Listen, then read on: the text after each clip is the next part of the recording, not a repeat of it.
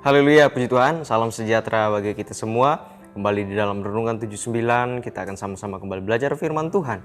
Ya, mari kita sama-sama melihat di dalam Amsal pasal yang ke-24 ayat yang ke-6 ya. Saya memberikan judul di renungan pada saat ini yaitu rencana hidup ya. Hidup orang percaya itu sebenarnya penuh dengan peperangan di dalam kehidupan kita ya. Kita sebagai orang percaya di dalam kehidupan kita sehari-hari dan hidup kita di dalam hidup rohani kita ya. Setiap hari sebenarnya kita memiliki peperangan-peperangan yang kita alami dalam kehidupan kita ya. Ada banyak penyebab yang menimbulkan peperangan dalam kehidupan kita, baik itu melalui amarah, baik itu melalui nafsu. Karena hal ini yang sangat sering dialami atau sangat sering terjadi di dalam kehidupan kita sehari-hari ya, di dalam kehidupan kita ketika kita bekerja, ketika kita melakukan sesuatu, kita di dalam sekolah, kita dalam kuliah dan lain sebagainya. Ini yang sering terjadi dalam kehidupan kita ya. Terlebih lagi kita sebagai anak-anak Tuhan ya, ada yang mengertikan firman Tuhan, dan jika menanggapinya dengan tergesa-gesa ya, ketika timbul amarah ya, timbul nafsu dan menanggapi itu dengan tergesa-gesa ya, maka tentu akan mengakibat namanya kesalahan ya, yang bisa merugikan dan bahkan sangat merugikan, baik itu bagi diri sendiri, bahkan bisa berdampak kepada orang lain juga ya. Amsal, kita melihat ya di dalam Amsal pasal 24 ayat 6 berkata, karena hanya dengan perencanaan engkau dapat berperang ya, dan kemenangan tergantung pada penasehat yang banyak ya. Ayat ini yang akan menjadi perenungan kita ya, melihat bagaimana Salomo mengingatkan ya, dengan analogi militer. Dia mengingatkan kita sebagai anak-anak Tuhan, sebagai orang-orang percaya ya, hanya dengan perencanaan engkau dapat berperang ya, dikatakan ya di bagian yang pertama, karena hanya dengan perencanaan engkau dapat berperang. Hal ini memberi pengertian kepada kita ya, memberi pengertian ternyata hidup ini perlu perlu ada yang namanya perencanaan ya, yang dibuat dengan hikmat tentunya ya. Ketika membuat perencanaan harus ada hikmat di dalam membuat perencanaan, ada pengertian, ada kepandaian ya, dan perlu dengan bijaksana untuk melakukan ya perencanaan itu di dalam kehidupan kita, bagi hidup kita. Untuk apa yang akan kita harus lakukan hari ini, kita akan melakukan apa ya, kita membuat rencana dengan bagaimana caranya ketika mungkin kita menghadapi satu hal yang bisa membuat kita membangkitkan amarah kita, bagaimana caranya supaya kita bisa menghadapi itu ya. Ketika mungkin nanti akan ada nafsu-nafsu yang datang kepada kita, bagaimana cara kita menghadapi itu ya, supaya kita tidak termakan atau kita tidak jatuh di dalam amarah, di dalam nafsu, di dalam dunia ini yang sering terjadi ya dalam kehidupan kita tentunya sebagai umat-umat Tuhan, dan setiap orang pasti mengalami hal yang demikian ya. Tak sampai di situ ya, kita melihat Salomo ya juga memberi cara dalam membuat perencanaan, yakni dengan mendengar banyak penasehat. Dengan adanya banyak penasehat ya, dari nasihatlah seseorang ya atau kita dapat membuat rencana yang matang ya, membuat rencana dengan baik di dalam kehidupan kita.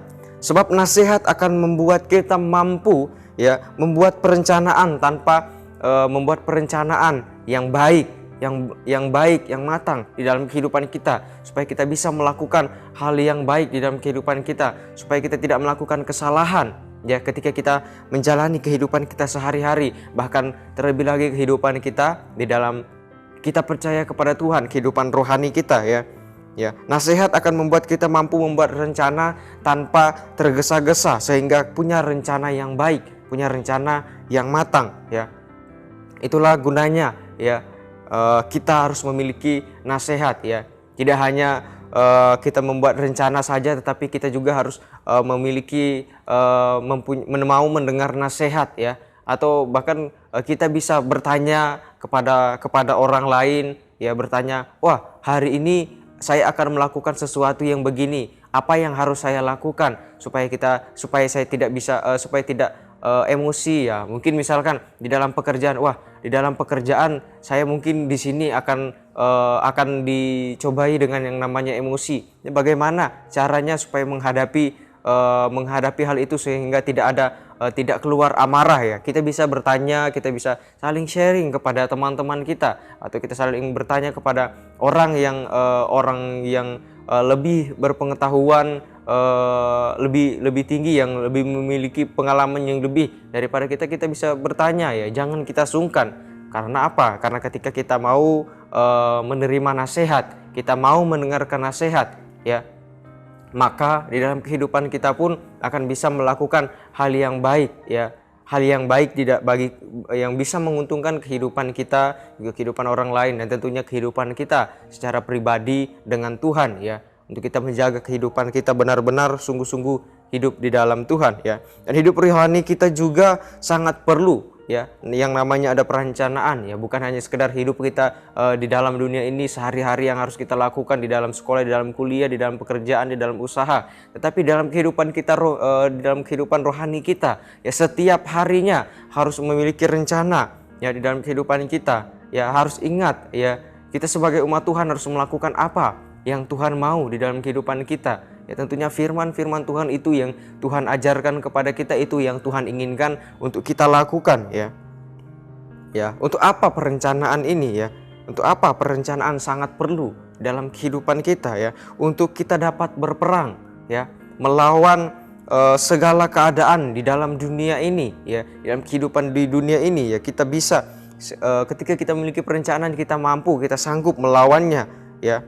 Ya, dengan segala keadaan yang di dunia ini yang penuh dengan amarah, penuh dengan nafsu, penuh dengan kesesatan ya, bagi kehidupan rohani kita ya. Dan di atas semuanya itu ya, ada ialah si iblis ya. Dia ada di atas semuanya itu ya, yang mampu, yang dapat mempengaruhi iman percaya kita kepada Tuhan ya.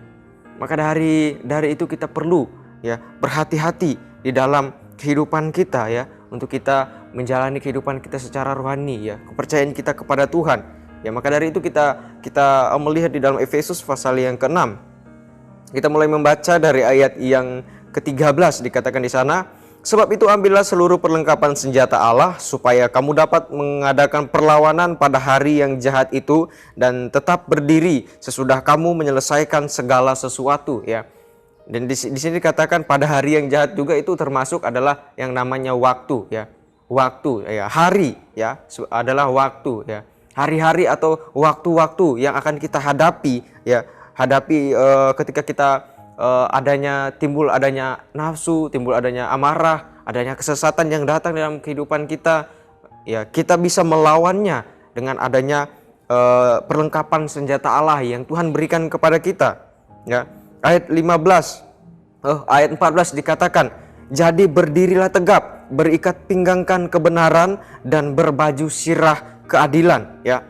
Ya, berbaju sirah keadilan ya, berikat pinggang kebenaran, hidup di dalam kebenaran ya, membawa kebenaran di dalam kehidupan kita ya, supaya kita tidak mudah digoyahkan, disesatkan dengan pengajaran-pengajaran yang tidak sesuai dengan kebenaran firman Tuhan ya. Karena kita tahu ya, banyak anak-anak Tuhan ya membawa nama gereja, seorang anak Tuhan, seorang percaya membawa Alkitab, tetapi yang diajarkan ternyata sudah tidak sesuai dengan Alkitab atau tidak sesuai dengan apa yang Tuhan mau ya. Nah, itu adalah sebuah kesesatan ya, dan kita perlu hati-hati itu ya.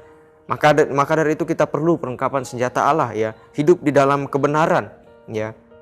Di ayat yang ke-15 berkata, berkasutkan kerelaan untuk memberitakan Injil damai sejahtera ya, membawa kebenaran itu ya. Kita berjalan ya di dalam firman-Nya Tuhan, membawa kebenaran ya, membawa Injil kebenaran ya di dalam kehidupan kita. Ya, di ayat 16, dalam segala keadaan pergunakanlah perisai iman, sebab dengan perisai itu kamu akan dapat memadamkan semua panah api dari si jahat ya. Katakan perisai iman ya, perisai itu digunakan tentara untuk berlindung ya. Maka dari itu iman adalah perisai di dalam kehidupan kita secara rohani, untuk kita bisa melawan ya, kita bisa menghindar ya, kita bisa menghalangi api-api si jahat itu ya datang kepada kita, godaan-godaan si jahat datang kepada kita, sehingga kita tetap ada di dalam Tuhan ya. Di ayat ke-17, terimalah topeng keselamatan dan pedang roh, yaitu firman Tuhan. Ya, biarlah hidup kita di dalam firman Tuhan, selalu ada firman Tuhan, karena firman Tuhan itu yang memberikan kita kekuatan, yang menolong kehidupan kita, yang memberikan kita hikmat. Ketika kita belajar firman Tuhan, kita menghidupi firman Tuhan di dalam kehidupan kita, maka firman Tuhan itu yang akan mengajarkan kita kehendak-kehendak Tuhan, kebenaran-kebenaran di dalam Tuhan yang harusnya kita lakukan di dalam kehidupan kita. Dan yang sangat penting juga adalah dalam segala doa dan permohonan berdoalah setiap waktu di dalam roh, dan berjaga-jagalah di dalam doamu itu dengan permohonan yang tak putus-putusnya untuk segala orang kudus. Ya, yang sangat penting ya, terlebih dalam kehidupan kita, datang kepada Tuhan,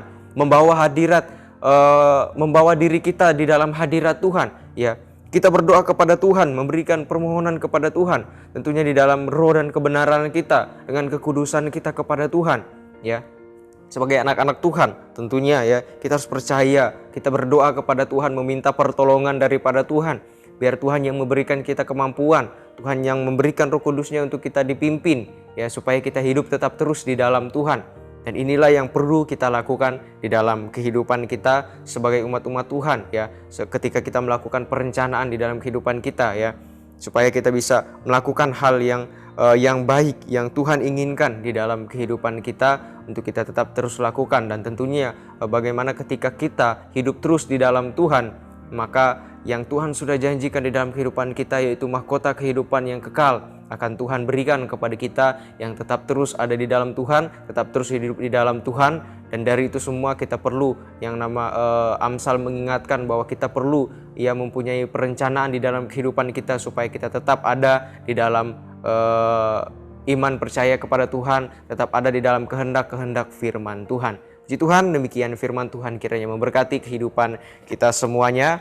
Kiranya ini menjadi berkat di dalam kehidupan kita. Dan bagi Bapak Ibu Saudara sekalian yang ingin didoakan untuk pokok-pokok tertentu, menceritakan kesaksian, mujizat kesembuhan, pemulihan, masalah keluarga dan lain sebagainya, dapat disalurkan melalui chat WhatsApp di nomor 0813 2742 0088. Kita berdoa untuk firman Tuhan. Terima kasih Tuhan, firman-Mu yang begitu luar biasa mengingatkan kami Tuhan, bahwa keadaan dunia ini sangat sulit Tuhan. Banyak pencobaan yang datang dalam kehidupan kami, banyak hal-hal yang membuat yang datang kepada kami ya, seperti kami berperang melawan hal-hal yang jahat di dalam kehidupan kami, baik itu di dalam amarah, di dalam nafsu, dalam hal-hal yang sesat Tuhan, yang tidak sesuai dengan firman Tuhan. Biar kami dapat melawan itu dengan kami memiliki perencanaan di dalam kehidupan kami, tentunya melalui firman Tuhan, melalui kekuatan yang daripada Tuhan yang mengajarkan kami, sehingga kami tetap terus bertahan di dalam Engkau, tetap terus memiliki iman percaya kepada Tuhan yang sungguh-sungguh terus ada di dalam Tuhan, sehingga janji Tuhan yang ada bagi kami, yaitu mahkota kehidupan yang kekal, kami terima di dalam kehidupan kami, dan kami bisa tetap terus ada di dalam Tuhan. Terpujilah nama-Mu, di dalam nama Tuhan Yesus Kristus kami serahkan kehidupan kami, perjalanan kehidupan kami di dalam tangan Tuhan. Kiranya kami sehati dan sepikir dan hidup dalam damai sejahtera, maka Allah sumber kasih dan damai sejahtera akan menyertai kami, umat-umat-Mu yang terus percaya kepada Engkau. Dalam nama Tuhan Yesus Kristus, haleluya, amin.